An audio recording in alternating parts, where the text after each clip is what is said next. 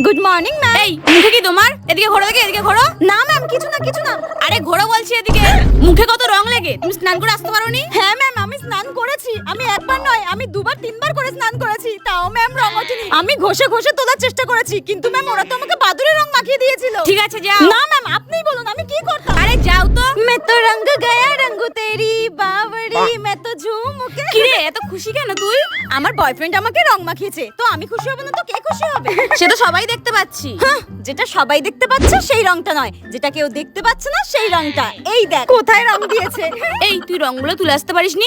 এ ভাই শোন, তোর যেটা মনে হচ্ছে না এটা হোলির রং, এটা কোনো হোলির রং নয়। এটা আমার ঘষে ঘষে চামড়া উঠে গেছে, দেখ পুরো ছাল উঠে গেছে। এটা কোনো হোলির রং নয়। নাও এবার কে পড়বে? ম্যাম আমি পড়বো ম্যাম, আমি পড়ি। সাইলেন্স ম্যাম, আগে আপনি তো চুপ করুন ম্যাম। ম্যাম, টিচার তো ভগবানের সমান হয়, আর আপনি আমার উপরে হাসছেন, তাহলে বাকিরা কি করবে? ম্যাম আপনাকে দেখুন, আপনার হাসতে হাসতে দাঁত বেরিয়ে আসছে। আমি আর এই স্কুলে পড়বো না ম্যাম, আমি আজকেই এই স্কুল ছেড়ে দেবো।